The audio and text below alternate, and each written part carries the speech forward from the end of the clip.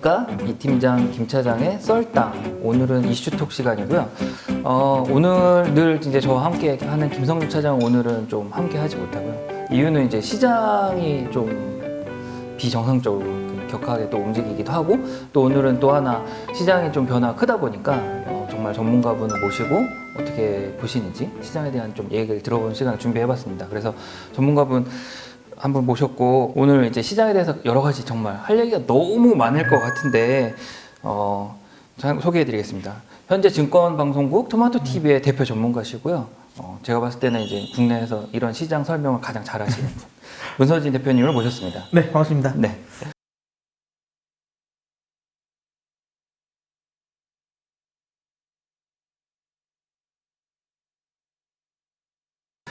제가 이쪽으로 인사해요. 네. 반갑습니다.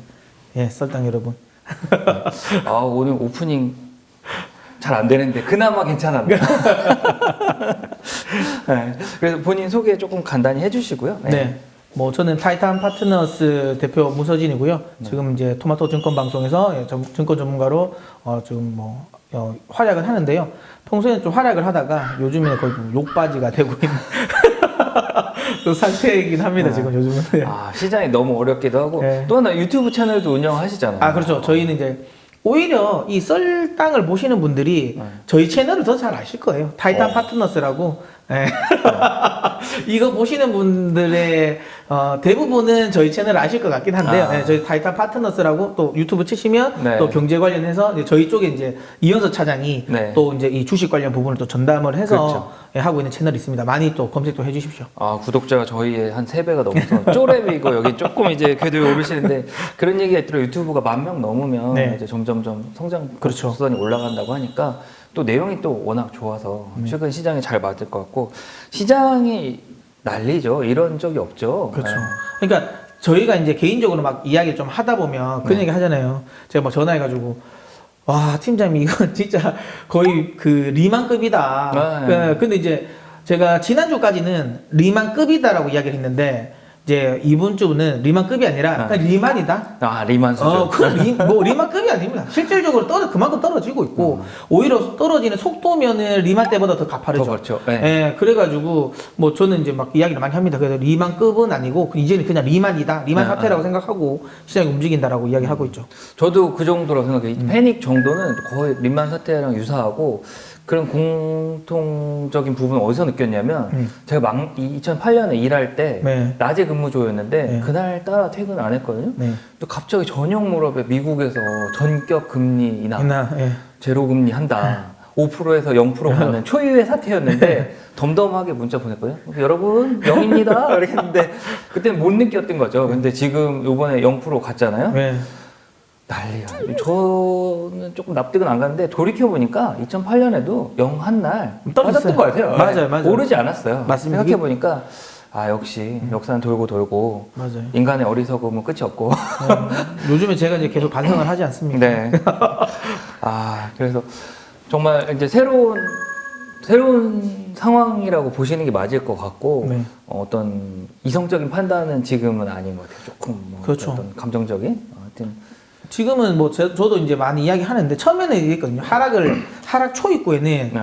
펀더멘탈을 분석을 하면서 이런저런 거 많이 보여주죠. 그러니까 네, 뭐 환시장 또 이 정도면 안정적인 거다. 그다음에 뭐 유동성 이야기 나올 때도 뭐 테드 스프레드라든지 이런 뭐 그러니까 쉽게 말하면 신용 크레딧 관련 부분도 계속 보여주면, 야, 이거는 리만급이 아니다라고 뭐 합리적으로 이야기를 했어요. 그리고 뭐 많은 뭐 그러니까 주식 방송이나 유튜버에서 많이 이야기를 하지만, 지금이 리만 사태 이하의 뭐 밸류에이션이다, PBR 기준으로 보면 계속 뭐 저평가 이야기하고, 저도 근데 똑같이 이야기했어요. 그러니까 왜냐면 지표상으로는 이만큼 움직일 지표는 아니거든요. 그렇죠. 그러니까 많은 분들이 좀 이제 이야기하는 것 중에 하나가, 제가 이제 여러분들이 좀 그러니까 리만을 겪어보신 분들은 좀 아시겠지만, 리만을 겪어보지 못하신 분들을 위해서 잠깐 설명드리면, 실질적으로 리만 사태가 터졌을 때는, 그러니까 이게 말 그대로 진짜 터졌어요, 사건이. 네. 그러니까 뭐 예를 들어 뭐 회사채 관련 부분에 문제가 터지고, 그다음에 이제 제일 중요한 뭐 CDO 관련 부분이 문제가 이제 터졌단 말이에요. 그리고 그게 뭐 모노라인 회사라는 회사가 망하고, 그거 인해서 이제 뭐 베어 스턴스라든지, 그다음에 이제 말 그대로 리만이 실질적으로 망했어요. 그러니까 그렇죠. 실질적으로 망한 것들이 계속 이제 나온 거예요. 그렇죠. 그러면 거기에 맞춰서 시장이 떨어진 거거든요. 근데 지금은 어떤 것도 실질적으로 나온 건 없어요. 그러니까 지금 주요 시장에서 우려하고 있는 뭐 회사채 시장의 부도인데 안 나왔어요. 부도 안 나왔고, 그다음에 신용경색 관련 이야기는 하고 있지만 실제로 오히려 이번에 연준이 또 대규모 유동성을 풀면서 실질적으로 그러니까 신용경색은 아직까지 나오고 있지도 않는 구간이고, 그리고 이제 많은 분들이 우려하고 있는 리세션 관련, 그러니까 그거는 이제 뚜껑은 열어보긴 해야 돼요. 저는 요 부분이 이제 아무래도 시장이 제일 우려하고 있는 것 같은데, 어찌되었든 지금은 진행이 하나도 된 건 없습니다. 근데 중요한 건 대책은 선제 대응으로 다 나왔어요. 근데 시장은 안 움직인다. 그게 더 떨어진 거니까 저희 입장에서는, 특히 저는 뭐 지표를 가지고 시장을 이야기하는 사람 입장에서는 뭐 좀 답답하죠. 그러니까 설득이 안 되는 거죠. 그렇죠, 그렇죠. 네, 이게 이런 예가 맞는지는 모르겠는데 지금은 제가 시장은 딱 이런 것 같아요. 그러니까 화가 엄청 나 있어요. 그래서 막 다 때리고 있는 거예요. 그러니까 옆에서 야 이건 합리적으로 생각해, 이건 너 이거 손해야 뭐 해도 안 들리잖아요. 지금. 그러니까 아무리 해도 펀더멘탈이 어쩌고 안 들리는 거예요. 그러니까 시장이 좀 진정될 때, 그러니까 사람이 막 흥분할 때도 좀 가라앉히고 나서면 좀 사람 말이 들리는 거잖아요. 시장이 지금 딱 그런 것 같아요. 그러니까 막 흥분해서 지금 아무것도 안 들려요. 그러니까 이게 싸고 뭐고 다 필요 없는 거예요.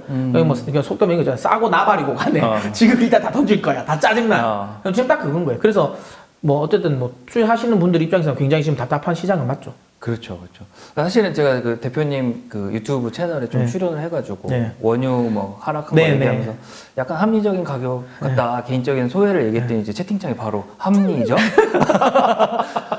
그때 되게 좀 개인적으로 되게 미안한 마음이었어요. 왜냐면 투자자한테 너무 무신경하게 제가 맞죠. 얘기를 했구나. 근데 제가 뭐 사실은 시장에 합리적이라는 표현을 쓴 이유는 그럴 수도 있겠다, 논리적인, 저는 원유는 이해했어요. 그럴 수 있다.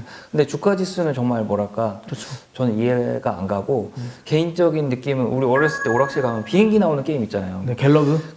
그거보다 조금 뭐 라이덴이 이렇게 상표 이름 얘기했더니 1942 뭐 이런 거. 하면 거기 폭탄 나오잖아요. 적의 공격을 다 지워주는 폭탄이 2개밖에 없잖아요. 근데 이게 막 하다 보면은 폭탄을 쓰잖아요. 똑같은 거죠. 연준이 폭탄이 2개가 있었는데 그렇죠. 2개를 다 썼단 말이에요. 근데 문제는 최종 보스의 각을 써야 되는데 보스 가기 전에 초입에 썼단 말이죠. 왜냐면 코로나가 지금 이제 미국의 최대 상륙으로 가는 거고, 그런 거로 보였어요. 제가 느끼기엔 이 카드를 다 썼구나. 근데 사실 연준이 기대한 건 그게 아닐 것 같거든요. 논리적으로 생각했을 때 이 카드를 쓰면 샥이 멈추고 좀 더 이성적으로 가야지 했는데, 투자자들이 그러니까 탐욕스러운 거예요. 이걸 하나를 주면 더 노리는 거였고, 저는 50bp 뭐 이따 자세히 설명하겠지만 낮췄을 때는 왜 요거밖에 안 했냐 했을 때 저는 좀 이렇게 충격이었거든요. 그렇죠. 저도 너무 욕심이 많다고 저도 생각했거든요. 뭘 바라는 거지? 어쩌라고? 그럼 네가 막든가. 제가 연준 파월 의장이면 그 얘기 들으면 진짜 진심 이렇게 육두문자 썼죠. 그럼 네가 하든가.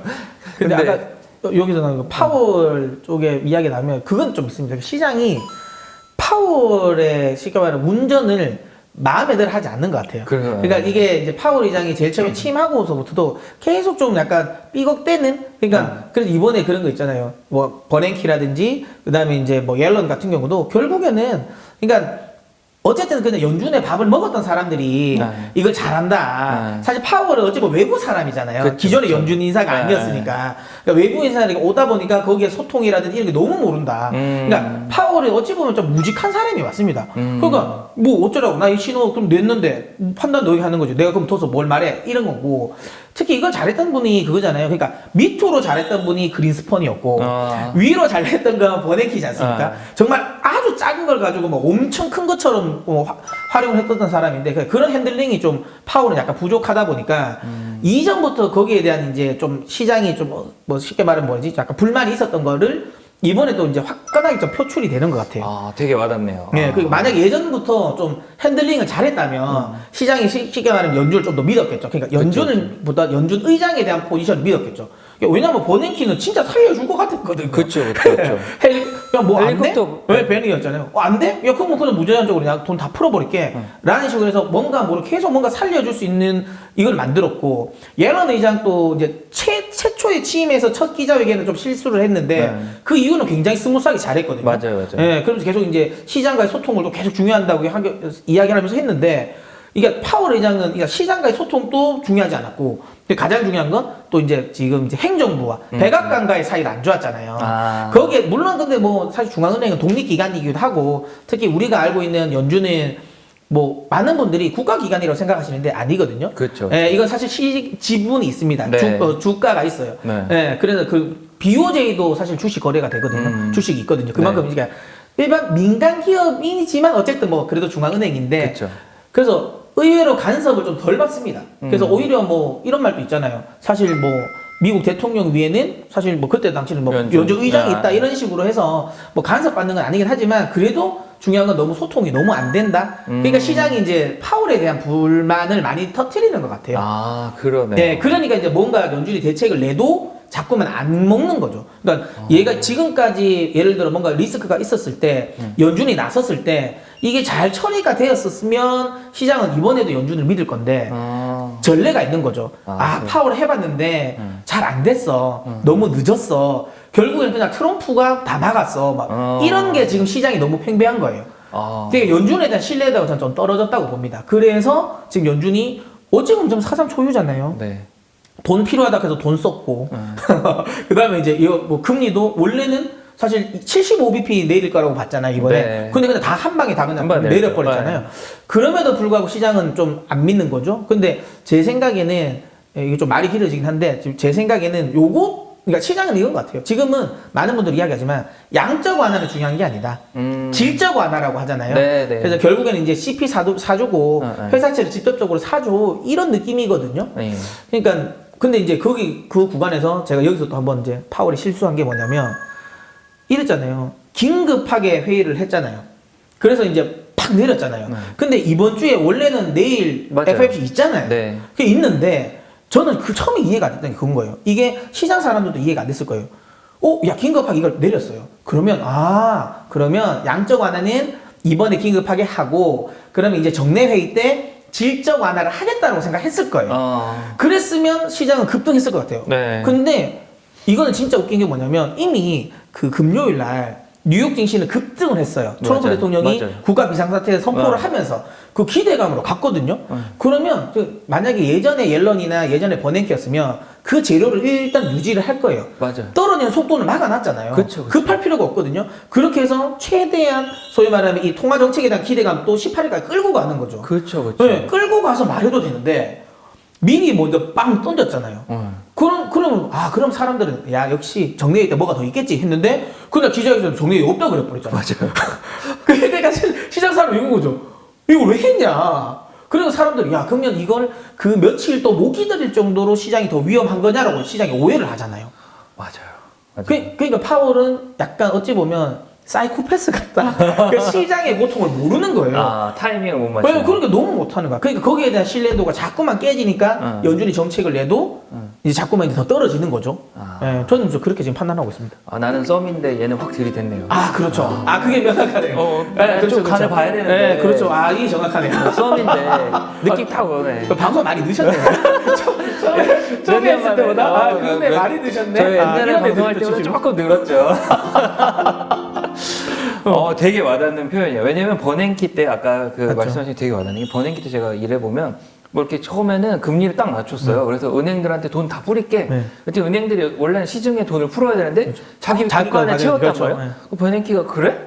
그러면 내가 돈을 더 넣게. 더 넣게? 누구 주머니에 터지나 보자. 그래서 결국 은행이 못 견뎌서 나중에 네. 풀렸지만 어쨌든 그렇게 하고 그 다음 니네가 바로 안 풀면 국가를 통해서 그렇죠. 돈 풀게 해서 막 풀었단 말이에요. 근데 이제 말씀하신 것처럼 한 번에 안 했어요. 하나 보여주고 나 이만큼 더 많은 걸 맞죠. 갖고 있는데 야 이거 맛배기야. 니네 쫄지 마. 이런 식으로 시장과 뒤에 카드가 더 소통을 있다고 보는 거죠. 예. 확 있다고. 근데 그걸 못했던 게 22에 드라기거든요. 네. 드라기 말만 하면 다 반대로 한단 말이에요. 22 뭐 이렇게 찌디님 이거 삐 처리해 주세요.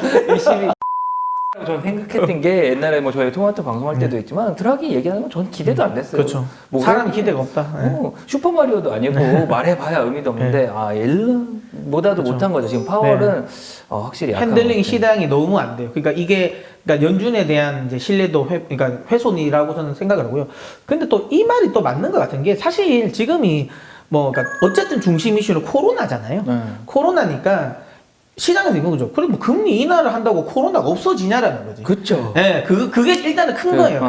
그리고 이제 시장에서는 처음에는 뭐 금융적인 부분에 이거 리스크를 연준이 막을 수도 있지만 최종적으로는 시장이 우려하는 거는 이제 지금은 공급단의 문제, 뭐 사실 코로나가 일어나서 공장이 안 돌아가니까 공급단의 문제인데 이 공급단의 문제가 나중에 되면 이제 수요단의 문제로 올 수 있다. 이게 이제 리세션에 대한 우려가 있으니까 예, 거기에도 좀 반응을 하니까 의외로 통화 정책에는 좀 안 먹히는 것 같고요. 그래서 지금은 정말 저는 개인적으로 인간적으로는 트럼프를 별로 좋아하진 않지만 그냥 제 생각에는 미국 대통령으로서는 좋다고 저는 보는 사람이거든요. 미국 국민들은 그냥 행복하겠다. 저는 그렇죠. 개인적으로 싫지만 미국 국민으로서는 국민들 왜냐면 그래서 지금 사람들은 오히려 지금 예전에는 연준의 입에 기댔다면 지금은 오히려 트럼프 입에 기대거든요. 그러니까 트럼프 반응이 더 잘 먹혀요. 맞아요. 그러니까 트럼프가 야 북한 재난한테 선포한다 하니까 쫙 올라가고 어제 같은 경우도 그러니까 급락을 사실 뭐 이것도 리만 사태 이후에 거의 처음 보는 건데 하방 사이드카가 두 번 빵빵 걸렸잖아요. 미국이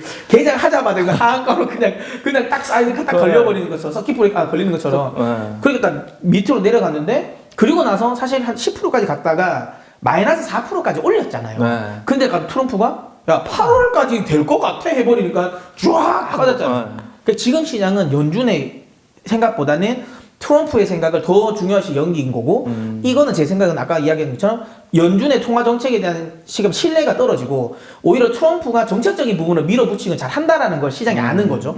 그래서 지금은 그러면 차라리 트럼프가 더 정책적인 게 더 좋다. 그리고 지금은 통화 정책보다는 확실하게 재정 정책이 더 중요한 시점이라고 생각하다 보니까 지금은 시장의 귀는 연준보다는 오히려 트럼프의 그러니까 백악관 쪽에 더 귀를 기울이고 있는 게 맞는 것 같습니다. 네.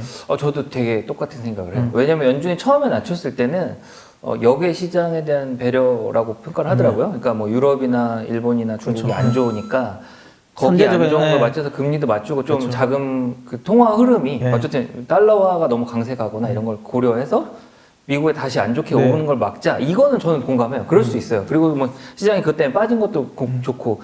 근데 트럼프가 재정 정책을 풀 때 금리를 썼어도 충분했지 않았을까 저는 개인적으로. 그렇죠. 예를 들어 뭐 트럼프가 엄청난 돈을 미국 시장에 푼다. 어차피 호황이었잖아요. 죽도록 푼다 할 때 금리를 확 낮추면 어차피 정부 재정 부담도 낮아지고 그 아베가 쓴 전략이랑 똑같거든요. 그렇죠. 타이밍인데 혼자 막 그냥 해서 죽어버렸잖아요. 뭐 그럼 물론 시장의 반응도 저는 조금 개인적으로는 이해가 된다. 이해가 안 가고 아까 말씀 초입에 얘기 드린 제가 어떻게 보면 좀 브로커로서 트레이더가 아닌 브로커 입장으로 좀 한 걸음 뒤에서 보다 보니까 그런 것 같아요. 트레이더 입장에서는 사실 자기 뷰가 맞길 바라니까 하나를 받으면 둘이 필요한 거고 이런 거지만 브로커 입장에서는 조금 이래도 좋고 저래도 좋고 또 제가 파생을 하다 보니까 올라도 좋고 내려도 좋지만 이건 아니라는 거죠. 방향이 있어야 되는데 막 뒤죽박죽이니까 참 어려운 시장이고 또 하나 여담으로 얘기 드리면 호황이었잖아요 작년까지. 그렇죠. 엄청 미국 주식 안 산 사람 후회하는 최고의 호황 시장. 그렇죠.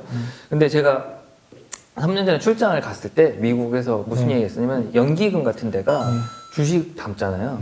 너무 수익이 좋으니까 이런 하락장을 대비해서 변동성이 나면 수익이 생기게 기존 수익 중에 뭐 예를 들어 20%를 떼서 이런 데 투자를 계속 해왔어요. 그래서 사실은 지금 봤을 때는 어찌 보면 미국 그런 투자 회사들은 더 돈을 많이 벌었을 거예요. 주식은 빠졌지만 그만큼 벌충하는 더구나 매일 오르내림을 반복하면 주가는 평균적으로 내려가는 거잖아요. 내려갔다 올라갔다 하면 그 중간이 되는 거죠.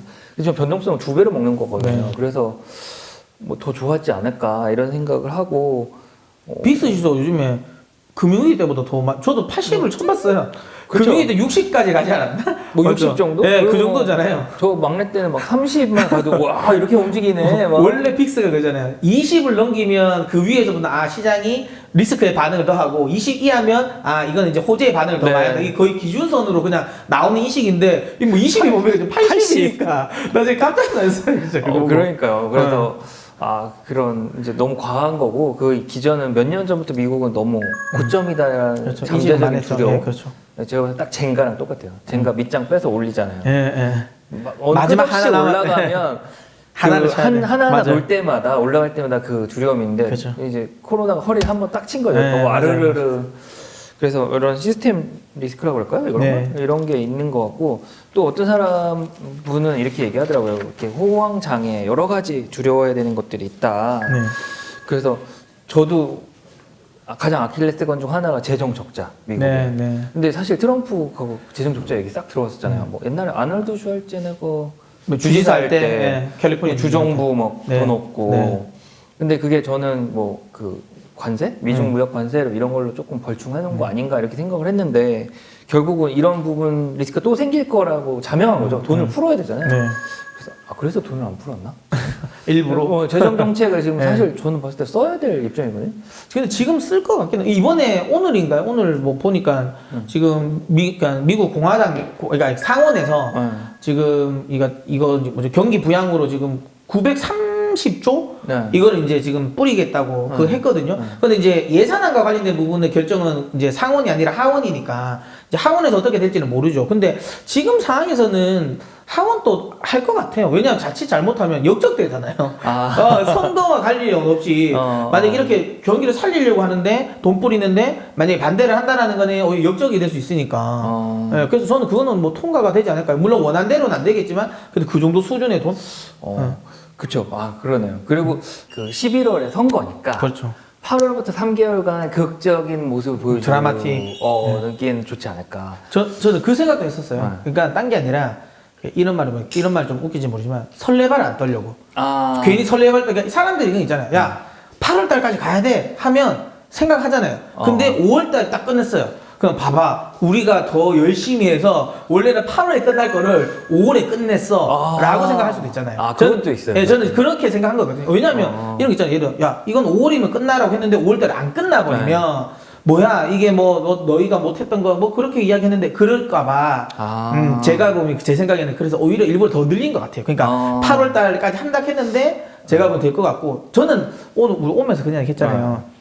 미국은 오히려 문제는 좀 덜 될 것 같아요.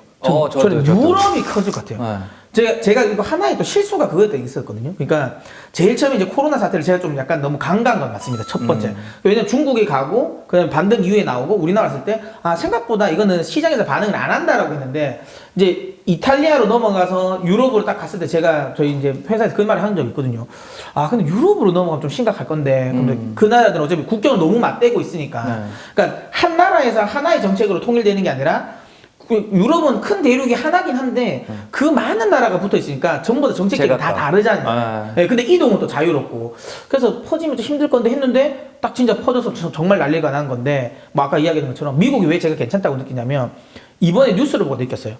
유럽은 안 되겠고 미국은 되겠다. 그러니까 미국은 지금 코스트코 막 사기가 난리 났잖아요. 난리 났는데 유럽은 그 얼마 전에 뉴스 보면 프랑스에서 술집 닫았잖아요. 놀지 마 클럽도 다 닫았잖아요. 왜 술집을 안 여냐? 그거 시위를 하고 나오더라고. 거기 그 사람 많아. 야 술집을 문 열어라고. 뭐 스페인 같은 경우는 야외 활동 하지 말라고 했는데 근데 공원에 들어가가지고 인터뷰하니까 왜 나오시니까 햇빛이 너무 좋잖아요. 이러고 있으니까 인식이 없어요. 마스크도 하나도 안 끼고. 그나마 미국은 그러니까 이 전염성에 대한 인식을 했으니까 제가 보기엔 스스로 주의한다.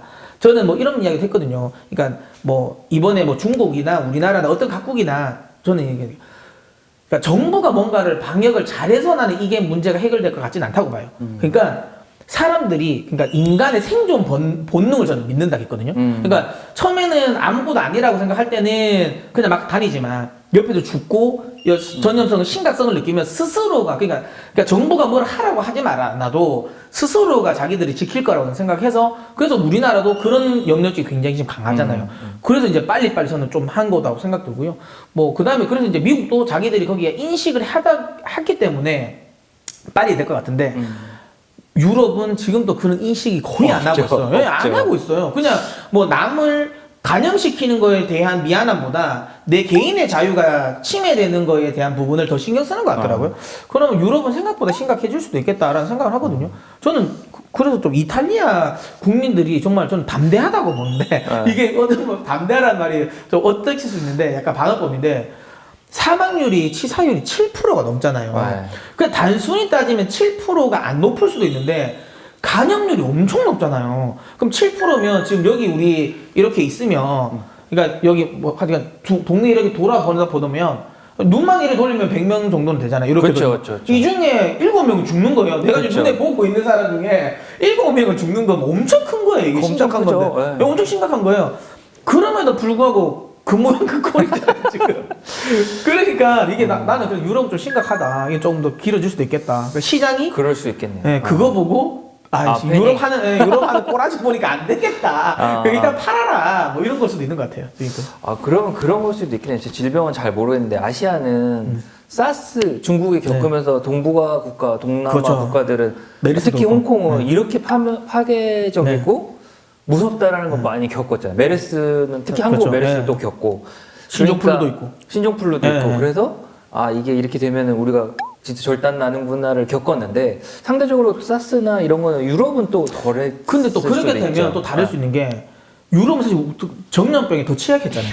그쵸. 패스트, 네. 스페인 독감. 네. 그러니까 물론 그 몇백 년 전이라서 까먹었을 수도 있는데, 그래서 뭐 까먹었어. 다 죽었을 거예요. 다 죽었으니 까먹었겠죠. 어렸을 때, 근데 아니 저도 생각하는 게 이렇게 뭐 이 병이 창궐해서 대륙이나 이렇게 크게 죽는 건 사실은 유럽이 더 크긴 하거든요. 그쵸. 예. 근데 아직까지 정신을 못 차렸네요. 그렇죠. 그러고 보니까 정신 못 차렸죠. 예전에 읽은 글인데 프랑스가 그 유럽의 중국이라고 생각하면 된대요. 모든 느낌이 딱 그러잖아요. 유럽의 중국이고 영국이 유럽의 일본이라고 생각하면 사태가 매치는 좀 되네요. 매치는 좀 되긴 하네요. 예. 영국도 막 일본처럼 확진자 뭐 검사를 하면 뭐하냐 약간 그런 스탠스거든요. 내가 깜짝 놀랐어요. 그 보리스 존슨. 그 총리가 그 인터뷰하는 거 보셨어요? 그날 나가지고 여러분들 70%가 감염될 것입니다. 그리고 여러분 주변에서 슬픈 일이 발생할 것입니다. 그리고 아파도 전화하지 마라. 전 응급 전화 이머전시 전화하지 마라. 그냥 아프면 혼자 있고 나중에 진짜 아프면 전화하라는 거잖아요. 내가 그걸 보고 와 저거 뭐지? 이런 생각을 했었거든요. 근데 난 중요한 건 영국 국민이 거기에 대해서 아무 말도 안 했다는 거예요. 그렇죠. 인정을 하는 거지. 그렇죠. 본인들도 그래요. 그만큼 심각하다고 인정을 하는 것 같기는 하더라고요. 그래서 이게 진짜 국민성이긴 해요. 우리나라가 만약에 그랬으면 난리 났을 건데 지금. 한국은 성격이 드세해가지고. 저건 진짜 뭐 제가 봤을 때 드세일 수밖에 없어요. 오른 한쪽에 중국 있죠, 한쪽에 일본 그렇죠. 있죠. 항상 정신으로 차리고 안 살면 죽거든요. 여기는. 하여튼 그래서 그렇죠. 그렇게 생각해 보면 프랑스 애들이 개념이 없잖아요. 뭐 스머프 축제 하죠. 지금 뭐 맞아요. 정신 돌아다니지 말라니까. 그리고 또 하나는 이건 뭐 여담인데 프랑스식 인사, 뺨 인사를 하잖아요. 감염 시킬 수밖에 없는 거예요. 마스크도 안 쓰고. 그렇죠. 심지어 그 네 번 이렇게 하거든요. 이탈리아 2번 하는데 지금 이 사태 보셨죠? 4번 하면 얼마나 빨리 프랑스가 작살이 날지. 그래서 그렇게 보면 주가가 빠지는 게 많네요. 그러니까요. 근데 미국은 인사 그렇게 안 하잖아요. 그렇죠. 그리고 뭐 이렇게 트럼프 악수하려고 했던 장면에서 이거 하더라고 남았을 때. 한 명은 이렇게 팔꿈치로 팔꿈치하고 했잖아요. 그런 걸 봤을 때 미국은 확실히 있는데 저는 미국의 변수는 의료가 우리처럼 너무 비싸니까 맞아요. 비싸니까 안 가고 맞죠. 그걸 곪게 만드는. 그렇죠, 맞아요. 사실은 제가 어렸을 때는 병원 가는 걸 싫어했거든요. 근데 나이를 먹고 느끼는 건데 초기에 가면 빨리 가야지. 싸게 끝날 거를 꼭 맞습니다. 여전히 그렇긴 한데 정말 그런 걸 많이 봐요. 근데 미국은 진짜 막 끝단에 그렇죠. 이르러서 가거든요. 그러니까 엄청 심각하고 홈리스들이 대도시에 맞죠. 돌아다닌단 맞죠. 말이에요. 그러면은 감염된 걸 어떻게 통제할 거냐는 거죠. 그렇죠, 맞죠. 한국은 주민번호랑 강력한 통제 도구가 있는데 그런 거 봤을 땐 그렇게 보니까 심각하네. 한국에 살아서 제가 못 느꼈는데 어쨌든 그런 것들이 녹아 있는 거 맞아요. 거기에 다른 우려감이라고도 또 보고 있습니다. 그리고 뭐 이탈리아도 얘기 들어보니까 저희 직원 동생이 이제 패션 쇼 했었잖아요. 그때 이제 한국에서 출장 간 인원 중 하나였는데 그 중국이 의류 공장이 많잖아요. 그래서 이탈리아랑 비즈니스가 정말 많대요. 북부 이탈리아랑. 그래서 사실은 위험했다는 거는 자명했대요. 중국 쪽에 많이 왔으니까. 그렇죠. 그거는 부인할 수 없죠. 중국에 많이 있었다는 건. 그래서 이탈리아가 결국은 통제를 못한 거고 뭐 심각한 거죠. 그리고 이탈리아의 문제가 뭐냐면 재정적으로 취약하잖아요. 그렇죠. 지금 안 그래도 뭐 이거 유로존 리스크의 핵심이었고 그래서 뭐 불과 뭐 한 몇 년 전까지만 해도 이탈리아 엑시트까지 이야기가 나왔었던 나라였으니까요. 그래서 그런 것들이 다 녹아들은 거 아닌가. 그리고 또 한 얘는 그런 얘기도 하더라고요. 지금 이게 좀 우리가 시스템화된 사회에 살잖아요. 투자도 이제 저희 방송을 보시는 개인 투자자분들은 조금 공감이 안 되실 수 있지만 기관의 투자는 정말 기계적으로 되는 부분이 있거든요. 뭐 얼마 떨어지면 맞죠. 아무리 올라간다 해도 맞아요. 정리하고 뭐 기계 시스템 입력을 해놓으면 아무리 인간이 아니라고 해도 매도를 해버리거든요. 맞죠. 그래서 그 진폭이 훨씬 큰 거 아닌가? 지금 그것도 명확한 것 같습니다. 그러니까 그러니까 저희가 계속 이야기하는 것 중에 리만급이 아닐 수밖에 상황은 그렇게 아닌데 하락하는 속도가 굉장히 빠르고 변동성이 커지는 거는 아무래도 알고리즘 매매가 많아지니까 그러니까 매도가 매도를 부르는 것도 훨씬 더 많아지고 이건 반대로 또 올라갈 때는 또 많이 올라가는 게 또 매수가 매수를 또 부르는 그렇죠. 매매가 많아질 수밖에 없어요. 이게 기계적인 부분이니까. 근데 알고리즘이 각각의 알고리즘 조금씩 다르다고는 하지만 사실 큰 틀은 얼추 좀 비슷한 게 많거든요. 그러다 보니까 이제 이쪽에 대한 매매가 있다 보니까 또 변동성이 좀 커지고 그렇죠. 예, 그 부분이 좀 이제 우려감이긴 하죠 지금은. 거기에 플러스 어떤 두려움. 네. 제가 사실은 지난주부터 이제 고객들 투자금, 원금 초과 손실이 생기는 것들이 생겨요. 그 나중에 그 한번 이야기 해 주셔야 되는 거 아니에요? 네. 유가 그 폭락 나온 거? 아, 그때 뭐, 난리 나셨잖아요. 뭐 엄청나죠. 뭐 저희 회사가 아니니까. 참고로 다른 회사에서 초과 손실 난 인증샷이 엄청 인터넷에 올라오고 있어요. 아, 그렇죠. 저 근데 금액이 꽤 커요. 크죠. 1억 뭐 단위도 1억 많죠. 단위도 있어요. 예. 근데 사실 저희는 그 정도는 아닌데 네. 엄청난 리스크죠. 이게 뭐 그렇죠. 시장 급변동에 따른 사실은 저는 개인적으로 되게 싫어하는 상황. 고객분들이 돈을 못 버는 게 최악이고 그 적당히 해야지. 이거는 그렇죠. 뭐 극단에 치닫는 거거든요. 그렇죠. 이거는 뭐 거래도 많이 안 진행됐잖아요. 그냥 한 방이잖아요. 거래하는 것도 없어요. 할 수가 그냥, 없었으니까. 예, 그냥 갭으로 그냥 내려봤으니까. 그냥 눈 떴는데 네, 그냥 그게 없어진 거죠. 그러니까 최악이고 전혀 경제도 도움이 안 되는 최악의 그렇죠. 상황인 거죠. 그냥 녹아버려. 그래서 뭐 그런 건 좀 진짜 주의가 필요한 것 같고 또 신기한 게 엄청 과격하잖아요 시장이. 그렇죠. 그러니까 새로 투자하고 싶은 분들이 꽤 많아요. 아, 맞습니다. 저희 쪽도 새로 문의를 하시는 분들도 많아요. 저 주식 쪽도 많아요. 근데 선물 쪽도 이번에 또 변동성이 크니까 또 많이 또 관심 많이 가지시고 그 있네요. 문의가 되게 많거든요. 네. 근데 제가 드릴 수 있는 첫 번째 조언은 인내심이 필요하다. 부안해동을 하면 큰일 날 수 있다. 네.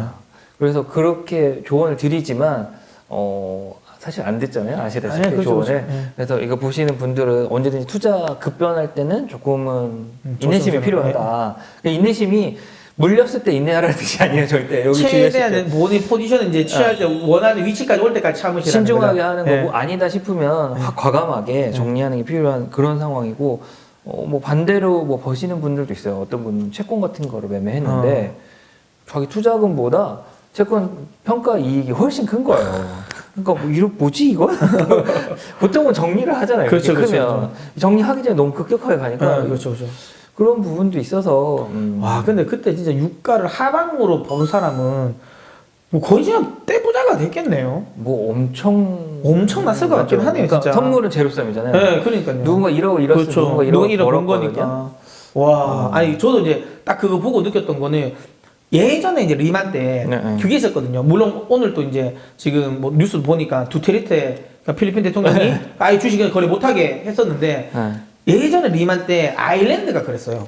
아일랜드가 리만 딱 터지고 그냥 거래를 못하게 했어요. 네. 거래를 못하게 하고 그리고 일주일인가 이후에 풀었거든요. 네. 갭으로 마이너스 90% 빠졌어요. 저희 거짓말이 아니라 땅 시작하는데 거기도 이제 아일랜드가 이제 그게 없고 상한가가 없거든요. 네. 제한이 없으니까 딱 시작하자마자 마이너스 90% 그냥 빵 시작했는데. 그러니까 많은 사람이 걱정을 한 거죠. 그러니까 처음에 딱 어찌 보면 내가 1억이 있던 계좌가 그냥 내가 문 탁 열자마자 그냥 1,000만 원 된 거예요, 그냥. 그런 시작. 근데 거기에서 또 사실 그때 선물을 만약 하방친 사람도 있을 거 아니에요. 그렇죠. 그럼 어마무시하게 벌었을 거 아니에요. 그렇죠. 그러니까 저는 이제 이번에 그러니까 뭐죠 그런 거 뭐 이번에 유가도 딱 그럴 것 같아요. 그러니까 이거는 본의 아니게 그냥 흔히 말하잖아요. 수익을 떠먹여줬다. 수익을 당했다. 네. 수익을 얻었다는 게 아니라 내가 수익을 당했다. 수익을 당했다. 이런 느낌? 그러니까 왜냐하면 자고 올렸는데 갑자기 하방 쳤는데 딱 봤는데 와. 근데 사실 그때 하방 치기 어려운 게 많은 분들이 왜 저는 이제 손실이 많이 났냐고 하면 그 전에 10%가 11%가 떨어졌잖아요. 그러니까 이미 그것도 이미 사실 뭐 역사적 수준의 그렇죠. 하방인데 야 이게 11%가 떨어졌는데 최선에서 반등이 나오겠지 한 사람들이 많았을 거 아니에요. 맞아요. 그 포지션은 기술적 반등이라도 먹으려고 매수 포지션이 그때 많았을 것 같은데 근데 거기에 그냥 30% 근데 네. 꽂아버렸으니까. 그러면 이제 원유 지금 이야기할까요? 상품별로 네. 조금 준비를 했는데 네. 그러면 여기서부터 원유 중심으로 조금 얘기를 해보면